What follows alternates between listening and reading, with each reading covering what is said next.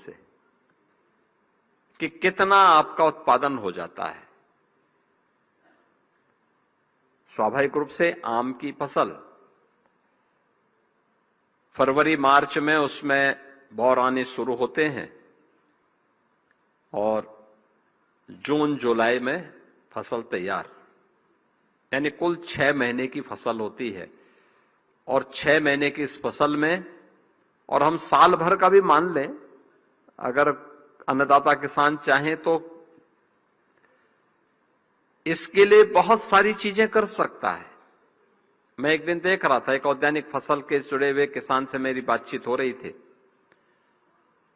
तो कह रहे थे कि फलाने कीड़े को मारने के लिए अगर हम आप इस बाग में ये चीजें हम वहां पे बो दें, इस चीजें हम वहां तैयार कर लेंगे तो उस कीड़े को मारने के लिए वहां पर ये चीजें अपने आप पैदा हो जाएंगी। यानी प्राकृतिक रूप से वो एक नया चक्र पैदा कर सकता है। ये उनका अनुभव है,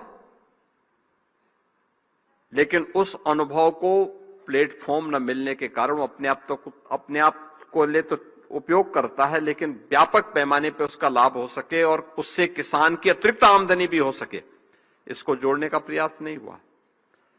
लेकिन सामान्यतः 1 एकड़ खेती एक किसान को विशुद्ध रूप से 2 लाख से लेकर के 2.5 लाख 3 लाख रुपए तक का मुनाफा कमा दे रही है।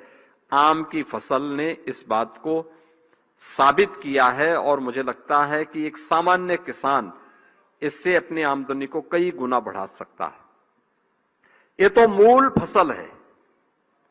अगर हम इसको वैल्यू एडिशन के साथ जोड़ेंगे, प्रोसेसिंग के साथ जोड़ेंगे, यह और भी ज्यादा मुनाफा उसके माध्यम से किसान कमा सकता है।